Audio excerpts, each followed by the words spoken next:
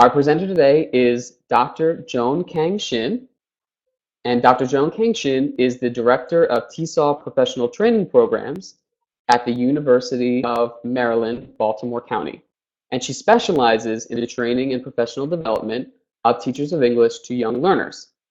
In this position, she administers numerous online professional development programs for EFL teachers in over 100 countries, including her own courses teaching English to young learners and teaching English to teens. Okay. You can see that information here on the screen. In addition, she keeps herself busy as an English language specialist for the Office of English Language Programs in the U.S. Department of State, and has conducted EFL teacher training programs with hundreds of teachers in Brazil, Cambodia, Argentina, Egypt, El Salvador, Guatemala, Korea, Laos, Libya, Morocco, Peru, Russia, Saudi Arabia, Thailand, Venezuela, Vietnam, and the United Arab Emirates. A few different countries. She has reached audiences of up to 2,000 through online webinars and digital video conferencing. Dr. Shin is also a series editor with her colleague Dr. Joanne Crandall for Our World, National Geographic Learning's primary series for young learners of English, as well as Explore Our World, a light and lively version of Our World, and Welcome to Our World, a 3-level pre-primary series for very young learners of English. She's also a co-author for National Geographic Learning's Teaching Young Learners English, which is a professional development title that she has co-authored, again, with her colleague, Dr. Joanne Crandall. So I'm very happy to be able to introduce Joan today, to give you an opportunity to hear from her, hear her ideas, and also have an opportunity to speak with her, ask her some questions as well. We know that there's a lot of you today, so it will be a little bit interesting in order to have a Q&A session, but please feel free to write your questions towards the end when we have a Q&A in the chat box, and also interact with Joan during the presentation as well. We have people who will be monitoring the chat box to take some of your comments and questions. Joan will do her best to answer all the ones that she sees, but also we will have an opportunity afterwards to make sure to go through your comments, and if there are any questions that went unanswered, we'll get them answered and we'll send those answers out to you. So without further ado, I would like to hand over the reins to Dr. Joan Kang Shin.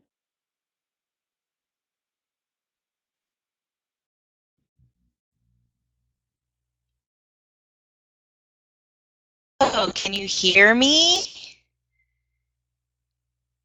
Can you hear me now? I see a yes, yes, yes, yes. That's what I like to see. Okay. Hi, everyone. I'm Joan Kang Shin, and I'm really excited to be talking to you today. I'm here in Frederick, Maryland, and it's a very nice fall morning and crisp. I know some of you are now in the afternoon. Some of you are also in the morning. Some of you maybe are in your pajamas. Who knows? But I'm just so happy that all of you are joining us right now for this webinar, which is about a very important topic, one that I feel really passionate about. And I can only assume you feel passionate about young learners and also about trying to build global citizens in your classroom.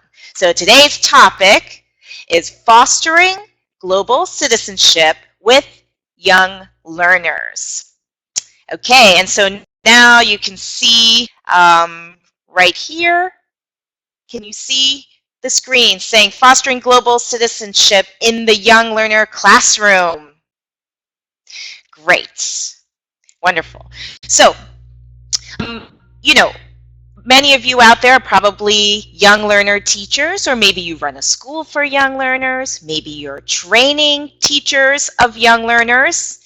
And as we know, when we're working with young learners, our number one goal is to prepare them for their future, right? It doesn't matter whether you're teaching them English, which most of us are here on this webinar, or teaching them math or social studies or science. The whole point, our goal for our kids is that we're trying to prepare them for their future.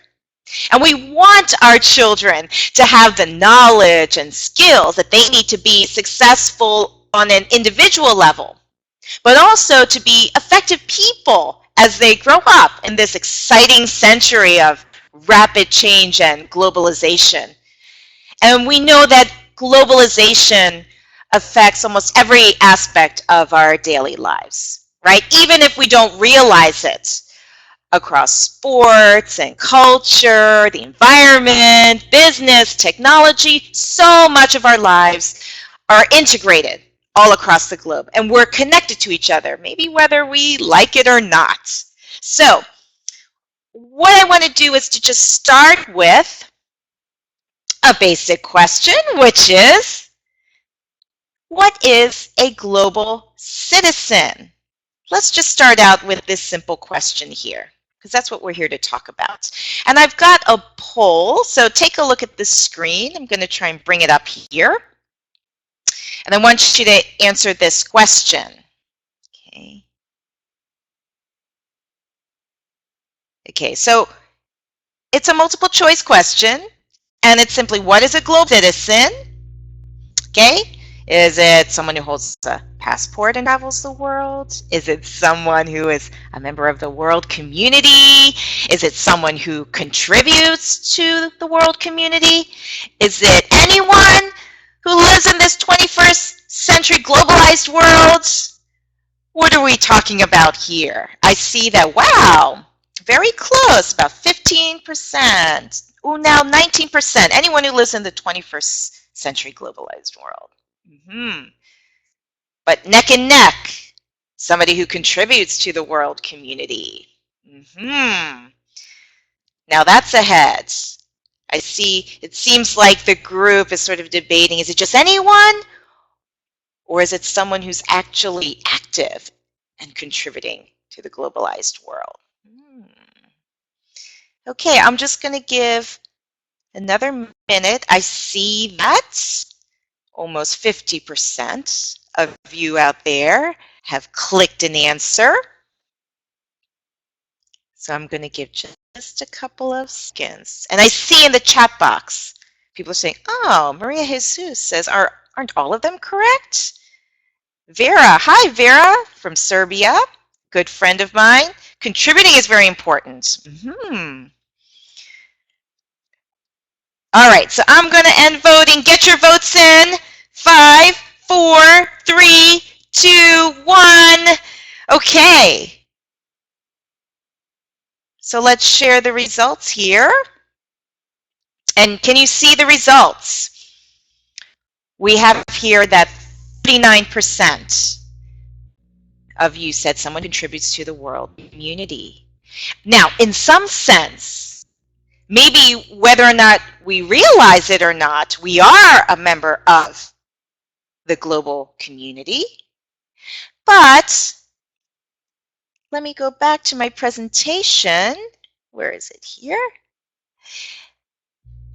If we want to define it, especially in thinking about what citizenship is, right? A global citizen, first off, is someone who identifies with being part of an emerging world community. So there is this aspect of that I identify, I realize that I'm a member of this community. So in a sense, you know, it's not necessarily everybody today. If you don't realize you're part of it, then there is something missing. And there's the second part. And actions contribute to building this community's values and practices. And I don't think that anyone was necessarily wrong in saying that it's anyone. The reason why we want to try to incorporate global citizenship as something that we teach our young is simply the fact that we want them to recognize it. We want them to identify with the fact that they belong to a world community and that our actions affect this community.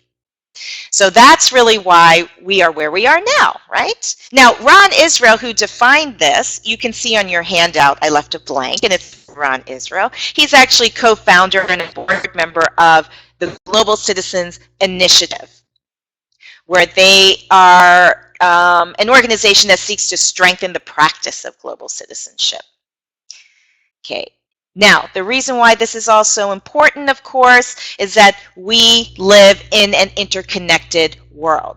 So, if you don't realize it, you're not realizing that your actions might actually affect somebody else, right? Then you're not being a really effective member. Okay. On a personal level, of course, we know that we're connected with people all over the world, right? Through greater travel, but also through technology and social media. For example, it's amazing. I had 2 meetings through Skype. The first one was with colleagues in Japan and China. Then I had another one with colleagues in Washington, D.C. and Boston. And then I was sending out messages by email and through Facebook about this webinar. And now look at us, all of us coming together online through this webinar. It's amazing how we can connect with each other through technology and social media. Even think about what you're wearing. Take a moment and look down at what you're wearing. Okay, maybe you're wearing pajamas. That's fine. Okay. Now, do you ever think about the clothes that you wear? That the things that you're wearing are actually representative of sort of this global community that we're living in all over the world, right? Maybe the actual materials came from one place, and maybe they were sewn, cut and sewn in another place, and that maybe the transport for that to go from one country, your country, to the store was being run by another country.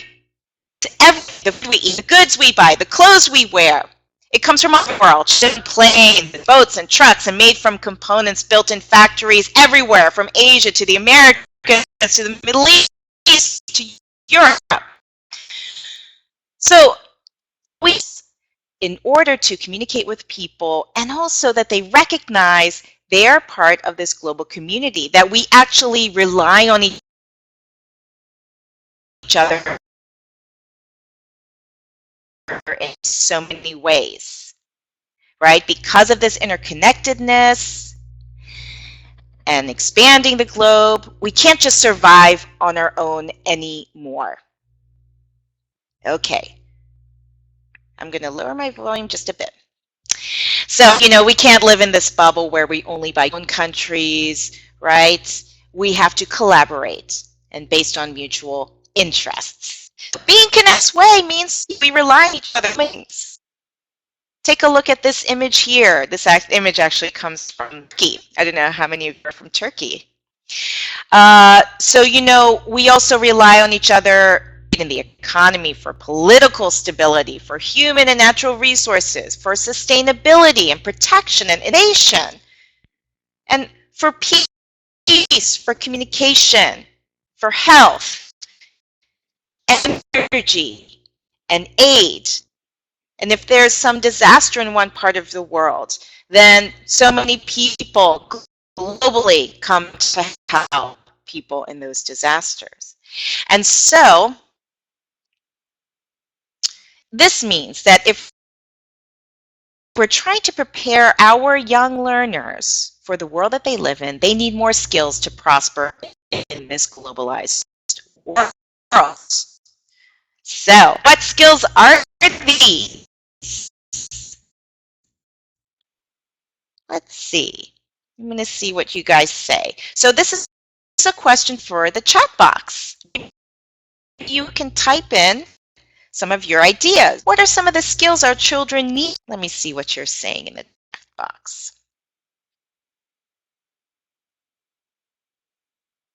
What are some skills that we need? Empathy. Yes. Empathy for others, for other different ways of life. Critical thinking. Absolutely. Yeah, accepting differences. teamwork, socialization, critical thinking. Excellent. Leadership. So many people are typing in critical thinking. Very, very important. Social skills, negotiation, tolerance. Okay, excellent. ITC, having an open mind, communication. Well, speaking of communication, actually, the first skill, the number one skill, of course, that we are interested in, that is very helpful in order for you to understand someone and for someone to understand you, to have proficiency in a global language. And of course, the one we're focusing on today is English. Okay. I see somebody's typed in, Anise has typed in learning others' culture without losing their own. Yes, very important. And so if we're going to be gaining proficiency in English, of course, recognizing global language, we definitely don't want to lose our own culture. Let me show you a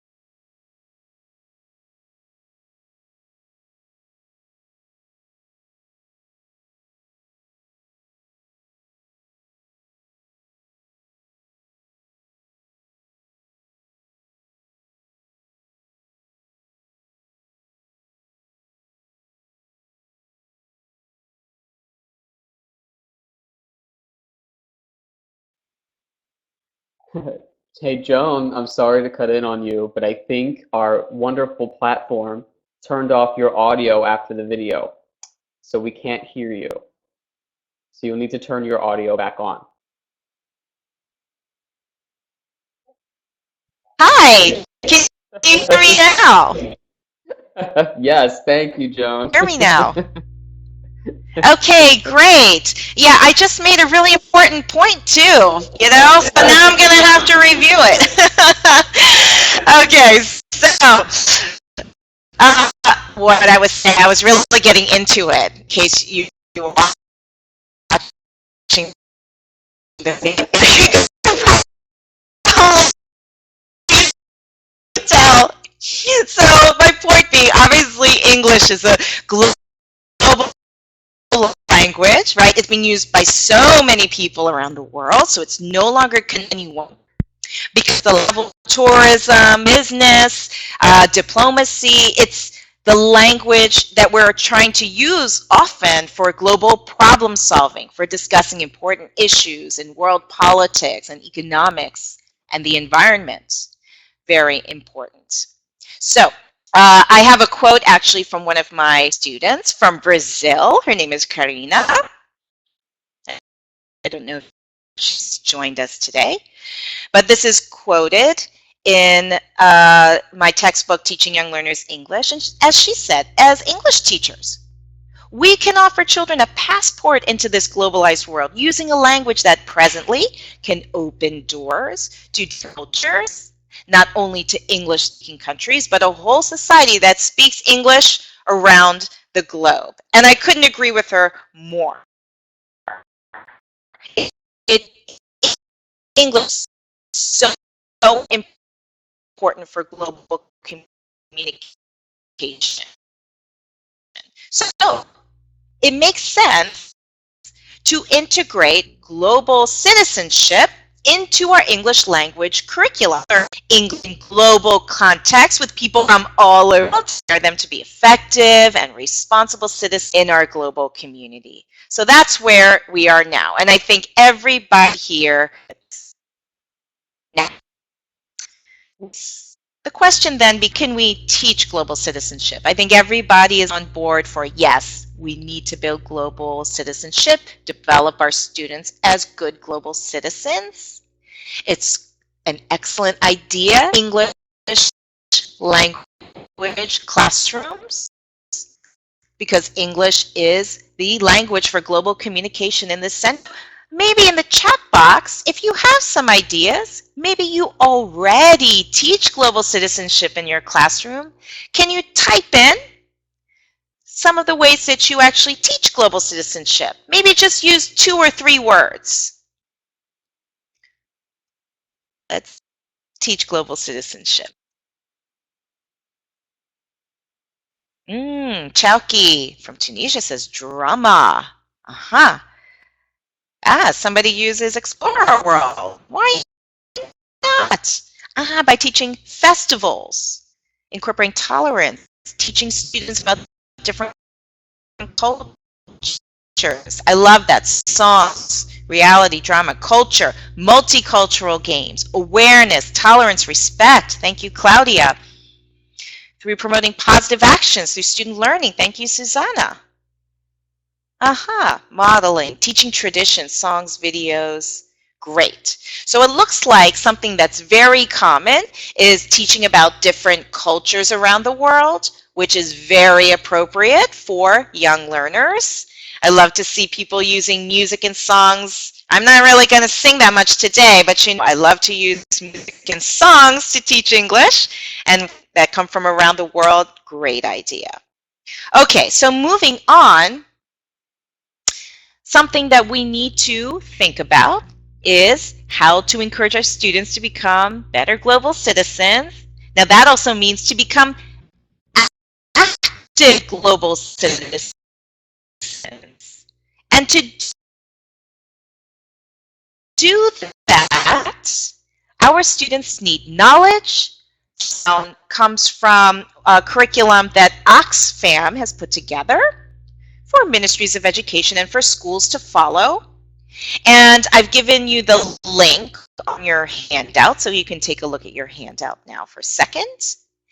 And there's a whole booklet. We're just going to talk about these areas briefly, summarize them, and then talk about how you can integrate that into your English language classroom.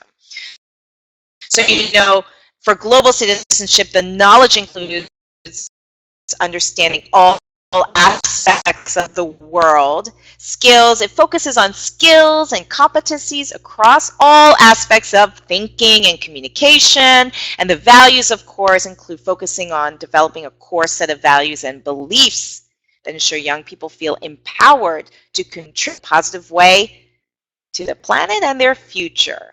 In some ways, I feel that the value part is one of the most important. Okay, they might be developing knowledge and their skills, but if you can, you know, instill certain values in students and you teach them in an effective way, they can know how to gain the knowledge and skills that they need if their heart is in the right place. So let's get started with the first one. Now, essential knowledge and skills. You can see this on your handout. We're talking about people, knowing about people, technology, economy, politics. These are the basic things that we know we need to expand our knowledge of in order to be a better global citizen. Now, in terms of the English language classroom, the application, if you can see on the screen and in your handout, the idea is, okay, we need to expand our knowledge in these areas. That means we're going to connect language learning to content areas. Okay, we're going to choose topics and themes that are at students' grade level because these are young learners. And so there's all the topics fall under science, social studies, and maybe many of you are already doing so. So if you can pick the right topics and themes, from areas of science and social studies, civics. It's going to be useful. And of course, always relating the content to learners' lives locally and globally. Locally, so it's more meaningful to them in their daily lives, but then also globally, so that you're building these citizenship skills. Now, the applications you see on the top is, of course, use thematic units. If you're going to be teaching about these topics, then as you're teaching students English and their language skills, you can be doing so as you're teaching them this content and also getting them to express themselves around topics of global citizenship. Now, you can create all kinds of thematic use, the environment. Of course, you know, you're going to teach them about things that affect their daily lives, their house. So in this case, it's my house, but then you're also showing them houses around the world. In this case, this is a house that comes from Serbia, in case you don't recognize it. You know, things like arts and culture, great way to teach them about the world. Of course, teaching about animals and the environment, teaching them things like that. So animal habitats, great topic for young learners. And also, I love this photo. It is so cute. But it's all about making smart choices when you're buying things. Okay, so when you are out there, maybe you're going somewhere traveling or purchasing something online, trying to help you make some better decisions and understand the process of how things are made, why we want to buy the things we want to buy. Great skills. And then, of course, about water, the environment, conservation, very important to build global citizenship skills. Now, this then focuses students on these areas. It helps them know more about the world. Yes. I don't. Hello. Sorry. So some of us are having some audio problems. Oh, it's my video. So I'm my audio is not suggest, good. although this is very sad to me, that maybe we can cut off your video for just a little while, because that may help the audio be better. Okay. So I'm sorry, everyone. I want you to see Joan, but I want you to hear her more. Okay, let me cut the video. Okay, now can you hear me better now? Can you hear me now? Okay, no smiling face, but that's okay. You're seeing a beautiful photo of the water crashing onto the shore. All right, so thematic units, we are familiar. Now, in terms of essential skills of global citizenship, we want to build like curiosity, critical thinking, participation, communication, and conflict resolution. These are all areas of communication, things that are very helpful to our students. One, to communicate in English, but also just to be better people, right? Now, for young learners, there's so many ways that we are going to be able to help them build these skills. Now, of course, whatever we do in class, we want to arouse our students' curiosity. Young learners tend to be curious by nature. So, hopefully we can arouse curiosity with our activities, promote active learning, encourage communication and collaboration, encourage critical thinking, and encourage teamwork. Now, a great way to do that is, of course, by using projects and group work. Easy, right? So projects and group work to do. Here are some examples. Now, you can see here this amazing photo. Does anyone know where it is? This is in Barcelona. Yep, I see somebody from saying Barcelona. Okay, now the reason why we have this photo is that it's called Reduce, Reuse, Recycle. It's a thematic unit, right, about recycling. And what you see here is an art installation. An artist built these huge sculptures out of trash. to create awareness about trash and waste and about trying to think of ways to reduce trash and reuse our trash. And so in his case, he actually created sculptures that I think are kind of amazing, right? Here's another example of art. So, do you see the animal there on the left side? Yeah, what do you think that's made of? It's actually made of old tires. So, you can see that, oh, this is a way to try to get students to be creative or think of creative ways to use trash. So, one project that you can do to arouse curiosity, to get students to think critically, to also be creative, is to get them to take their trash and create something. Here's a project page for a unit. This student created a robot.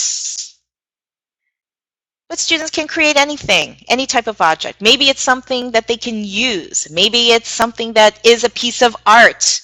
So the idea is to get students to be aware and then get them to critically and be creative. One wonderful activity that you can do.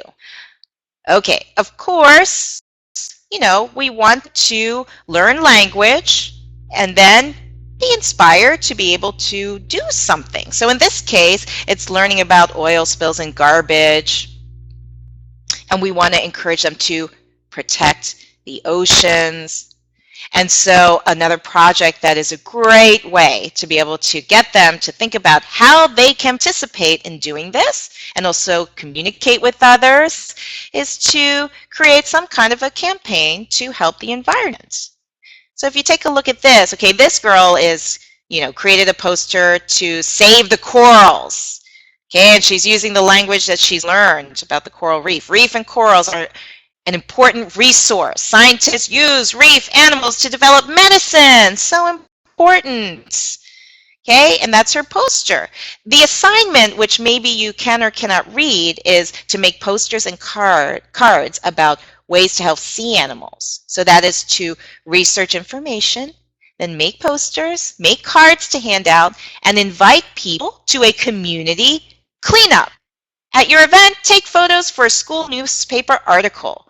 So you see how there would be so much communication involved among students. You're going to try to get people to participate in an event. You're creating something that is going to help people get information about why this is important. These are all wonderful ways to encourage communication and creativity and critical thinking. Next, here's another activity that encourages communication and critical thinking. I love this activity, and many of you mentioned about being able to express your own culture or learning English, but also examining your culture. So this is a culture time capsule activity. Hey, Osner Turk just did a time capsule activity. Awesome. With 6th graders. Perfect. So in this case, the activity is to get a box. You're going to make a time capsule that shows things from your culture. You're going to work in small groups, talk about things that show your culture, choose the best things to include, and then you put objects in your time capsule. Then obviously you're going to share it with your classmates. But what are ways that you can promote critical thinking skills?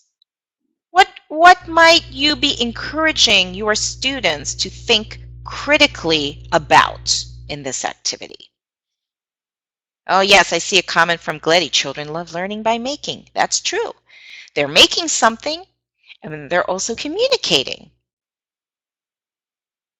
Okay, someone's saying Miguel, their own culture, their own identity. Being conscious of what represents their own culture. Thank you, Suzanne. By comparing and contrasting things in one's own culture. Why the objects you select are important to your culture. That's what something Virginia said. Okay, sharing awareness. Yes. Now, here are some things that I think students will be then communicating and then thinking critically about. So the assignment is, of course, what are important aspects of our culture to share with others. But you might also have them think critically about their own culture. What represents our culture well? What represents our culture honestly. What values do these objects represent? Somebody mentioned that. Why those objects? What are important aspects of culture that may change in the future? Okay, you're thinking critically about your audience, what they're going to find interesting in your box. And then, because young learners tend to just be involved with themselves, you really want them to think, what's important to me about our culture versus what is important to others about our culture, about elders, right? Older people in your culture may think something else is important. How about other social groups? How about the other gender? Maybe boys will think something's important about their culture, maybe some, famous football player, but maybe the girls will think of something else. What about other regions? There's many countries, right, that are huge. Russia, Brazil, they're huge countries that have many regions that represent other cultures. So in this way, right, as Uku said, the questions raise cultural awareness. It actually gets students to think more critically about their own culture. And guess what? When you examine your own culture in more depth, it helps you to understand other cultures more easily. So, and speaking of, the next set of information are essential values of global citizenship. Okay, this is about, yes, being able to share opinions, but also respecting other people's opinions, respecting diversity, exercising rights and responsibilities, showing concern for the environment, and making a difference. Yes, this notion of respecting diversity, it starts at home, right? Because all of our cultures are diverse, right? The culture here in Maryland is not the same as a culture down in Texas. Okay, so the U.S. also, we've got to start at home to recognize cultural diversity and respect each other. Now, how can we do that in the English language classroom, of course? So many ways. Let me try and change this slide. I'm having trouble. Hold on. All right, so the classroom application. We really want to promote values and this notion of mission. So we've got to expose our young learners to other people, places, and cultures, motivate young learners to care about others and protect our planet, inspire young learners to contribute to our world. All right, so let me move on here. Okay, so let's take a look. We really want to inspire them to contribute to our world. But first, it starts with exposing them to other people, right? Other ways of dressing and living. Also other places, how other people live, what are different ways, and other cultures, of course. So other celebrations, that's definitely something many people use in their English language classroom. We also want to instill certain values, right? Motivate them to care about others. A great project for that is this My Caring collage, where you can put pictures of people or animals or anything that you care about to talk about how you are going to take care of others. So that's a really good way to promote that value. And how about this? In order to get students to realize, hey, they can actually be active participants, you can talk about, something like conserving water at school. You can pick any sort of topic related to their lives locally, and then also think about how that's going to affect the global situation. All right, so I think you get the idea. Let's practice for a moment, okay? Let's practice, because we want to build themes. We want to use projects. We want to instill good global values. All right? So take a look at what could be a typical lesson. Okay? Take a look at this. Maybe you're going to teach about these different places. Right? How many of you teach this in your classroom? The post office, the museum, a hospital, a bakery, a restaurant, a train station, the movie theater. Yes? Okay, typical. Okay, and maybe you are going to have them also ask and give directions, ask for help and give directions. So how could you develop a thematic unit that works on global citizenship, knowledge, skills, and values? Just using this typical lesson. about places? Think about it. If it's possible, if you can take a look at the chat box and type in an answer, great. I'll give you just a moment to think about it. What could you do? Hey, Google Maps. A tourist asking for directions, great. A tour around places you want to go. A travel brochure. Role playing, which these two kids depicted on the page might do. Okay, now here's a way that you might want to try to instill global values, right? So the unit is my place in the world. Okay, so first you're going to connect students to themselves locally. Okay, and of course some of the values may be helping other people, taking care of others. In this case, here's a song where you're singing about helping someone who's lost. Okay, somebody mentioned that, giving a tourist directions. Absolutely. And remember, we talked about, okay, first of all, you have to do an examination about your own place, your own town, your special place in the world, using the language to describe this. And then, in order to really build global citizenship skills, using an activity like this is wonderful. It's a sociogram where you're describing my house, my neighborhood, my town, my country, my continent, and my world. Okay, so it's a way to get students to realize that they are a member and can be an active member of all these different communities, from my house to my neighborhood, my town, country, continent, and the world. So it is a way to be able to relate content to children's lives locally and globally. Here's one of my students, Sujin from Korea, doing this project with her students. Yes, thank you, Sarah Portella. They can see themselves as citizens of the world. Here's a student who is doing this project. Let me show you the video.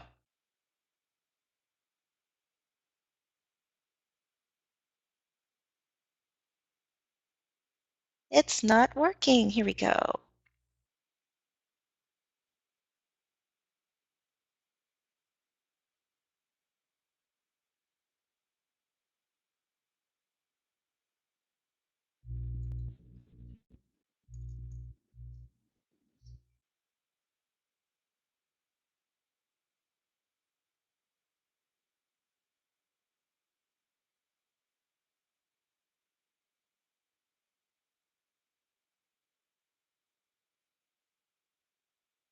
Okay, so with an activity like that, it is hands-on, but it's also something that starts to get students to realize, hey, I'm a member of all these different communities.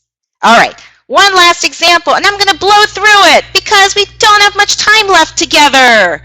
Okay, how about this? Let's say you're teaching about all these different vegetables: pumpkin, cucumber, cabbage, peppers, onions, green beans. And maybe you're talking about how to grow them. Okay, how would you develop a thematic unit that works on global citizenship, knowledge, skills, and values? Can you think of a way? We had a marketing class. Prepare salads, healthy food. Yes, healthy food. Your own food, recipes. Great. Now, here's one way that you could incorporate global citizenship in a unit when you're teaching about vegetables and fresh food. Okay, here you see, first of all, we're showing another part of the world. This is in Thailand. It's a floating market. And this is where people in that region, that location, buy their fresh food at markets where the farmers are selling them on little boats. Okay, so giving a window into the world, learning about other cultures, but also helping students to examine where your food is from, right? Do you see how important this might be?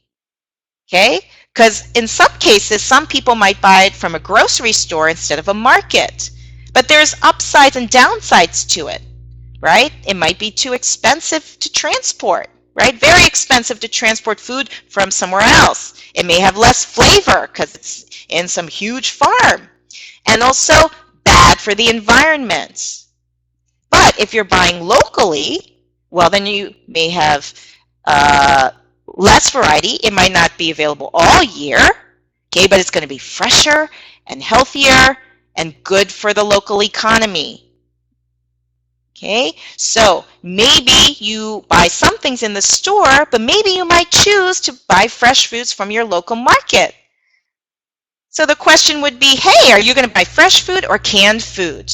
What are the upsides and the downsides to that, to the local economy, to the environment? And maybe we need to appreciate fresh local foods more that aren't an expense to transport from somewhere else far away and doesn't contribute to all of the things that are bad for the environment, like pollution.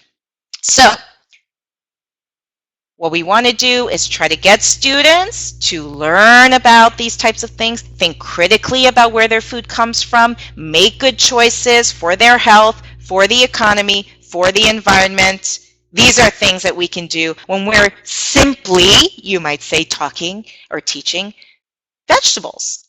So, to wrap it up, because we don't have much time, we want our students to become active global citizens. Let's give them the knowledge and the skills and the values that they need. The wonderful thing with the materials that I'm showing you here is, of course, National Geographic is a perfect fit for this, because the mission of National Geographic, it's the photos, but it's also the content and the explorers. The mission of National Geographic is to inspire people to care about the planet. And this is why it's such a great match for trying to improve global citizenship skills. That's what the mission is. So it's been such a pleasure to be able to work with this type of material.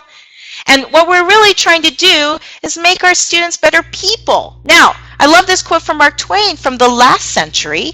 Travel is fatal to prejudice, bigotry, and narrow-mindedness. Broad, wholesome, charitable views of men and things cannot be acquired by vegetating in one little corner of the earth all one's lifetime. Such a powerful quote. But of course, that was the last century. This century's different. We don't have to travel to access the whole world. We can bring the world into our classroom. And so let's try to do that. I'm going to turn the video back on in hopes that this will work. And whether or not you're using National Geographic materials or not, I hope you will see that you can get your students in English class to explore other people, places, and cultures. We want them to also learn how to express their own culture in English. We want them to care about others and protect our planet. But of course, you need that knowledge first, because you can't care about anything unless you know about it first. And if students care about other people and our planet, then I'm sure they are going to be inspired to contribute to our world. And that's what we are trying to do. We're trying to do that by developing active global citizens committed to making the world a great place to live. That's what we're trying to do. So I've got one last poll for you all. One last poll. Okay, you tell me, everyone, how committed are you to developing active global citizens in your English class? Are you super duper committed? Super committed, committed, a wee bit committed? Or no? No time, no way? Oh, let's see. Okay. It looks like we've got a lot of commitment here. Super duper committed. I hope so. I hope so, because our young learners need you to be super duper committed to doing this. Okay, I'm going to have to end the voting. Get your vote in. 5, 4, 3, 2, 1. I got to end the voting. But it does look like most of you are super duper committed. Now, This is so important because, as JFK said, children are the world's most valuable resource and its best hope for the future. We know that things are very challenging in this century, right? There's a lot of inequality. There's a lot of political turmoil.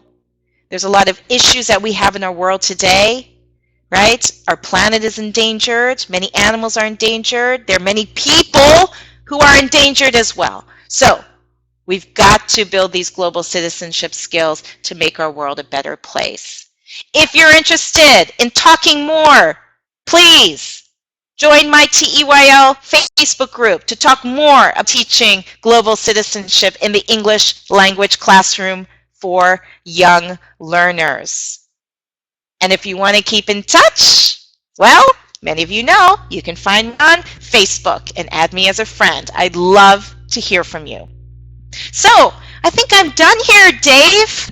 I think we went through a lot of information in a short time. Should we save some time for questions?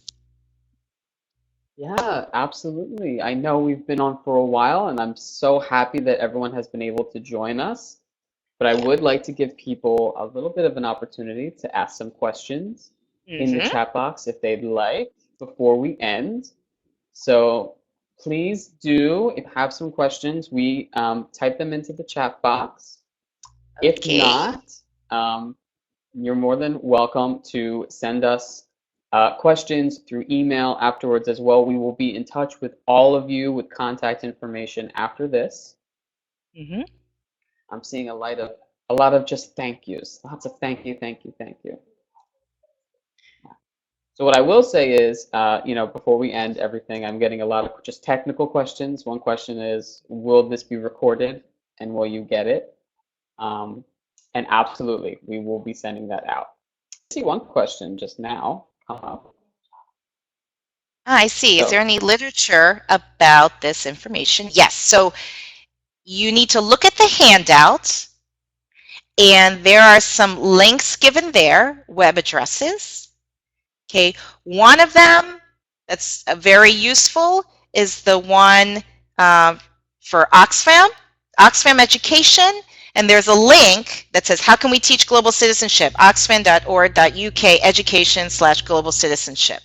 There's more information about the knowledge and skills and values with also practical ideas for how to integrate that into the classroom. Okay, so that's a great resource. And then also, of course, if you are interested in any of the material that you've seen here, you can contact us and see how that can help you to build global citizenship. How can I send my questions about our world book? Dave. That's for me. That's for you. And I will give you all contact information. I did see another question that, Joan, I wanted to bring to you. How can we manage awkward and uncomfortable questions or judgments that may arise when we deal with cultural topics like these? Okay, so maybe some comments from students that might seem a little bit offensive. Maybe that's the question. From my experience with teaching about other people and other cultures, it's normal sometimes for our young learners to say things that seem negative, like, oh, they look so weird, or, what are they doing? That just seems wrong. Things like that we know it doesn't show tolerance of cultural difference. When that happens, first of all, it's a really good teaching moment, but I wouldn't treat students' comments so negatively, because they have to develop their understanding of cultural difference. And that doesn't come right away. I think many of us know adults who still don't have tolerance for cultural difference. So with our young learners, we have to try to keep it positive. Okay, don't be too negative because they're still young and developing, but try to explain, a better way to say that would be blank, right? Maybe saying that, oh, that's different, or we don't do it like that, but that's interesting, they do it like that. The model called the developmental model of intercultural sensitivity. Okay, and I'll type it into the chat box in a minute. It's by Milton Bennett. And what it talks about is it sets up a model of how people develop intercultural sensitivity. And so the negative comments are normal. It's one part of the development to get to cultural acceptance, right? Okay, so that's why something that you need to kind of keep in mind is that the development of intercultural sensitivity does start with recognizing cultural difference and maybe even having negative views of it. And that's okay, as long as we're there to guide students to accepting other cultures better. Okay, development, I'm going to type it in, developmental model of intercultural sensitivity by M. Bennett. There. So if you're interested in that, look it up. It's really helpful for educators, actually, because sometimes people don't know how to deal with racist comments. We all are guilty of that, so. Yes, sensitive issues have to be carefully tackled.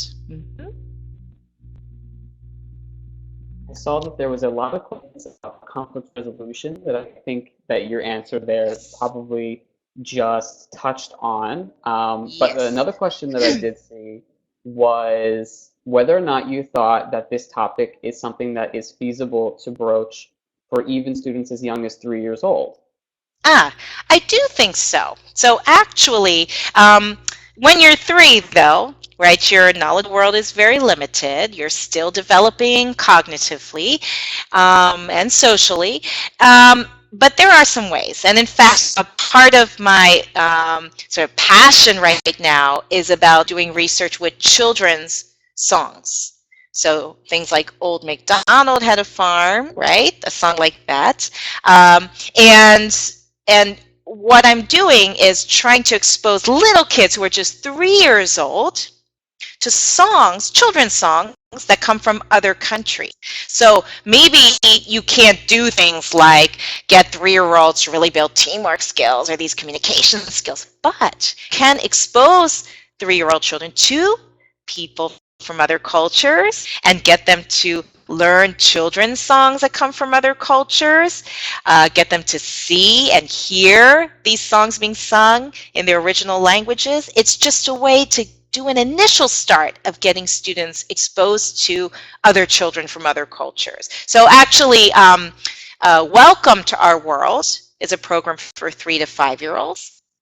And in that program, we have children's songs that come from around the world. So instead of using Old MacDonald Had a Farm to teach 3-year-old kids about farm animals, we use a song called Ali Baba Has a Farm, which is a song, children's song from Turkey. And we created an English adaptation of it so kids can learn Ali Baba Has a Farm instead. That's the way, maybe at a sim level, to expose kids to other cultures to start to build their tolerance for cultural difference. Yeah, if you're interested in that, please contact me. You can contact me through Facebook. I would love to know more about children's songs that come from your countries and cultures. I've done a bit of research, but you know, that's a part of culture that's so beautiful and so unique, and it's specific to our young ones. And so maybe think about the songs you learned as a little kid and the little unique cultural morsels that you hand down to your kids. Any other questions? Yes, I would love to create a virtual platform where students interact and share about their cultures. This is Muhammad. Yes, absolutely. It would be wonderful. Maybe you can contact me and tell me if you have some good ideas for that. I think that would be great. And in fact, I've had some of my students who are teachers set up wiki spaces where their students created a wiki space about their school, about themselves and their country and culture, and then students in the other country posted information about themselves and their school and their city and their country, and then they shared these wiki spaces with each other so that they could meet each other and learn about each other's cultures. That's a really great way. That is an authentic intercultural exchange between students. Any other questions that came up, David? I have ideas on what update us about such interactive platforms. Yes, Ghulam Muhammad. If you are interested in keeping in touch, first of all, definitely join my TEYL Facebook group and add me as a friend, because I'm always posting about new opportunities to keep in touch. Okay, and you can also get information from David Spain that he's going to send you to also keep in touch and stay updated. Absolutely. Yeah. So there were a lot of questions, and we were able to touch on some of them now.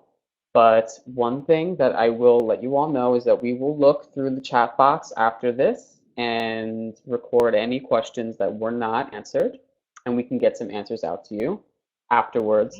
Also, we will be sending you an email after this with some of the links, key information about accessing National Geographic material, like National Geographic photos, the question here, how to stay in touch with Joan, how to keep in touch with us, and if you have any additional questions, you can contact us through that.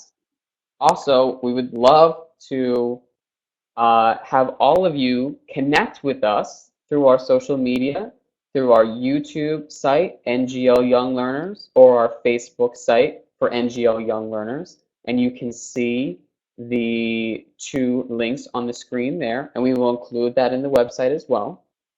Also, we will send you a link to a recording of this video posted online, so that if you did come late and you wanted to be able to see what you missed, or you just would like to go back and watch anything and listen to anything that you heard during the presentation, you will be able to do that. I do thank everybody for attending today, for sticking with us, and for working through some of our technical difficulties.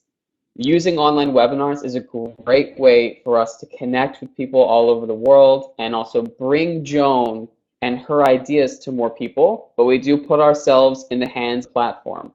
So, we never know what's going to happen. So we really do appreciate that. For those of you who did not receive the handout, you'll receive the handout in that email as well. And one last thing for all of you, we're so thankful that you were able to join us today. So we will also be sending you a free downloadable file for the My Place in the World project that Joan showed in her presentation today. And that will include some materials for doing the project and instructions, as well as a lesson plan to go along with it. So expect some emails from us. We have your information. Thank you again so much for coming today, and we look forward to talking to you again soon. This is just part 1 of our webinar series. We will announce part 2 in November, and the registration for it will open in January of 2016, and the webinar will be in February of 2016. And we'll send you all information on that as well. So, Joan, any last words? No, I'm excited that everyone's getting a free gift, a free lesson. That's wonderful. So, all of you guys should be super duper excited and committed to applying all of these global citizenship ideas into your classroom. So it's great. So I just want to say thank you to you all. It was so great to be here with you today. I hope you enjoyed it, and keep in touch. Okay. Thank you, everyone. Bye. Bye-bye. Bye-bye.